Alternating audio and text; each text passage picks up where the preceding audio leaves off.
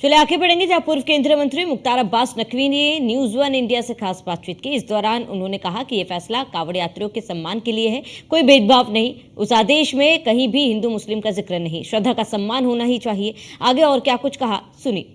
मुजफ्फरनगर में प्रशासन के फैसले के बाद पूर्व केंद्रीय मंत्री मुख्तार अब्बास नकवी का एक ट्वीट आया। सर, हड़बड़ी में गड़बड़ी का जिक्र आपने किया, क्या अधिकारियों पर ये एक तरीके से वार था या सवाल आपने उठाया था या इसका कुछ और परिप्रेक्ष्य? देखिए, एक लोकल एडमिनिस्ट्रेटिव दिशा निर्देश था, उसको लेकर के एक तरह का कंफ्यूजन क्रिएट हुआ था, हाहाकार मचा था।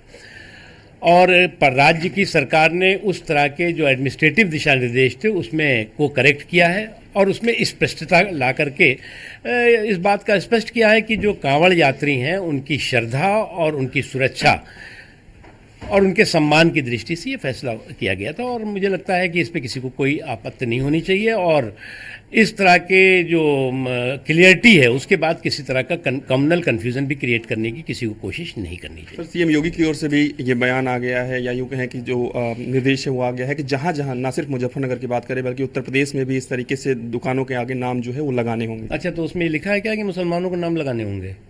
अरे भैया, आपकी जो भी दुकान हो लोगों, क्योंकि बहुत से जो श्रद्धालु हैं वो जो है वो उस समय बहुत परहेज करते हैं, तो इसलिए ध्यान रखना चाहिए। एक अंतिम सवाल रहेगा सर, अखिलेश यादव का एक ट्वीट आया कि मानसून ऑफर 100 लाओ सरकार बनाओ, इसके पीछे आपको क्या कुछ देखते हैं? क्योंकि लगातार जिस तरीके भारतीय जनता पार्टी के अंदर बैठकें हो रही हैं। देखो, कुछ नहीं है, ये जो है वो थोक की हार पे फुटकर की हार पे थोक का हाहाकार है और कुछ नहीं है।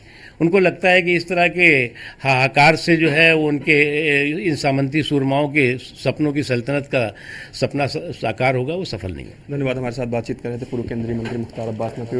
अनिकेत के साथ मैं पीयूष तिवारी, नई दिल्ली।